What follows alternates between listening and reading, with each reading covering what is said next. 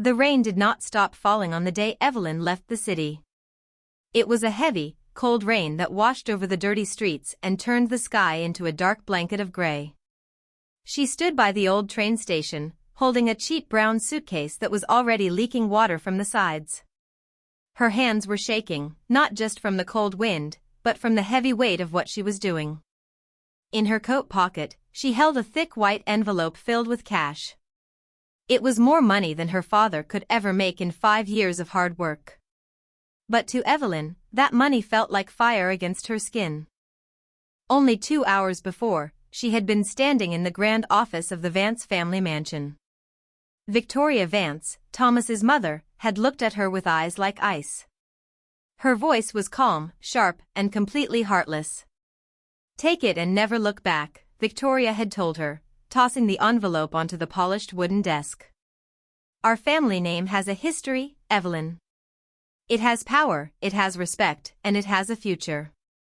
You are a girl from a small town with nothing but dust in your pockets. You do not belong in Thomas's world, and you never will. If you stay, we will destroy everything your family owns. Your father will lose his shop, and your brothers will never find a job in this city again. Choose wisely." Evelyn had loved Thomas since they were 18 years old. Their story did not start in a grand mansion or at a fancy party. It started at a small, quiet coffee shop near the university. Evelyn worked there as a cleaner, wiping tables and washing dishes late into the night to send money back to her family. Thomas was a law student, always sitting in the corner with a pile of heavy books and a tired smile. He didn't care about her old clothes, her simple words, or her broken shoes. He loved her bright smile, her quiet kindness, and the way she made him feel like a regular human being, not the heir to the massive Vance family fortune. For 3 years, they lived in their own beautiful world. They would walk in the public park, sharing a single cup of cheap coffee, talking about a simple future. Thomas promised her that as soon as he finished his studies, they would get a small apartment together, far away from the heavy demands of his parents. He didn't want the family business. He didn't want the cold, empty high society lifestyle. He just wanted a life filled with real love, warmth, and peace. He wanted Evelyn. But Victoria Vance and her husband, Richard, cared deeply about status. To them, a marriage between their only son and a poor girl from the countryside was a dark stain on their perfect family picture. They tried talking to Thomas first. They shouted, they threatened to cut off his money, and they tried to introduce him to wealthy women from rich families. But Thomas refused to listen. He told his parents that his heart belonged to Evelyn, and nothing would ever change that. When Victoria realized she couldn't break her son's will, she decided to break Evelyn instead. She used the one thing she knew Evelyn cared about more than anything else, her family. Standing at the rainy train station, Evelyn looked down at the money in her hands. She didn't want the gold. She hated it. But she loved Thomas too much to let his parents ruin her innocent father and brothers. With a broken heart, she stepped onto the train. Before she left, she had written a short, cold note for Thomas and left it on his desk. "I don't love you anymore. I realized our worlds are too different, and I found someone else who can give me the life I want. Do not look for me." When Thomas walked into his apartment that evening and found the note, something inside his soul completely broke. He didn't believe it at first. He laughed nervously, thinking it was a joke. He ran out into the pouring rain, his heart pounding in his chest.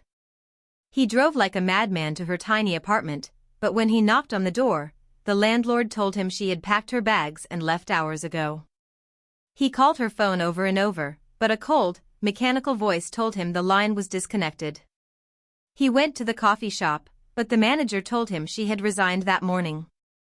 Thomas returned to his parents' mansion, wet from the rain, his eyes wild with panic. He begged them for help, asking them to use their connections to find her. But his mother only smiled softly, sipping her tea. "She was never one of us, Thomas," Victoria said, her voice filled with a fake, gentle pity.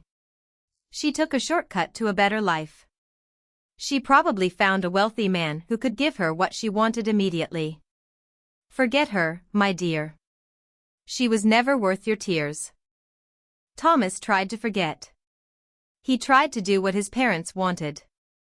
He returned to law school, he attended the family dinners, and he walked through the grand halls of the mansion. But the silence in his heart grew louder and heavier every single day. He stopped smiling. The bright, laughing young man who used to tell jokes and fill the house with energy was gone. He became a ghost, walking through life without really being there. 2 years passed, and Thomas's silence turned into a deep, dark shadow. He graduated at the top of his class, but when his father proudly offered him a top position at the family's multi-million-dollar law firm, Thomas didn't even look up. He simply said, no. He refused the money, he refused the office, and he refused the life they had built for him. Instead, he locked himself in his bedroom. He would sit by the window for hours, staring out at the rain, watching the leaves fall from the trees, totally disconnected from the world around him. He is just going through a bad phase, Richard told his wife during dinner one night, trying to hide his growing worry. Young people get their hearts broken. He will get over it eventually. He just needs time to realize that we were right. But Thomas did not get over it. By the 4th year, his condition became terrifying. He stopped eating properly, losing so much weight that his expensive clothes hung loosely on his thin body. His hands began to shake whenever he tried to lift a glass of water. Most frightening of all, he stopped sleeping. He developed severe, painful insomnia. He would stay awake for 3, 4, 5 days in a row, pacing the floor of his room like a trapped animal, until his body simply collapsed from pure exhaustion. The brilliant, sharp young man was completely gone. In his place sat a man who looked 40 years older, with hollow eyes that looked at nothing and saw nothing. The Vance family spent thousands of dollars bringing the best doctors to the mansion. Famous psychologists, brain specialists, and medical experts walked up and down the grand staircase every week. They prescribed heavy medications, they suggested long vacations in Europe, and they talked using complex words like severe clinical depression and chronic grief. But no pill could fix a broken spirit, and no vacation could cure a heart that had given up on living. Thomas took the pills, but they only made him more numb. He lived in a deep, dark valley of his own mind, and no one, not even the smartest doctors in the country, could reach him. One dark winter night, Victoria walked into her son's bedroom. The room was freezing cold because Thomas had left the window wide open. He was sitting on the hard floor, staring at a small, old, faded photograph of Evelyn that he had managed to hide from his parents all these years. It was a simple picture of her laughing at the coffee shop, with flour on her apron. Thomas did not move at first. He didn't even blink.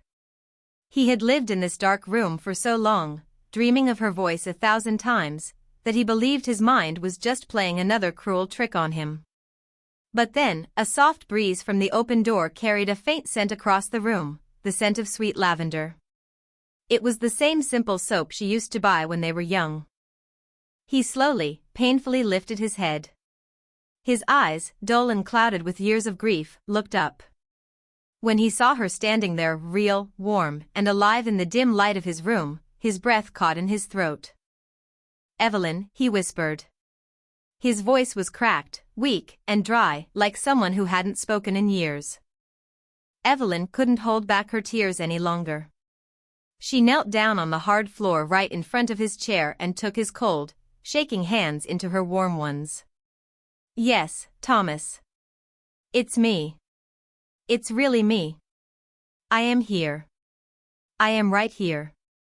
Thomas stared at her face, his eyes suddenly filling with huge tears that he hadn't been able to shed for years.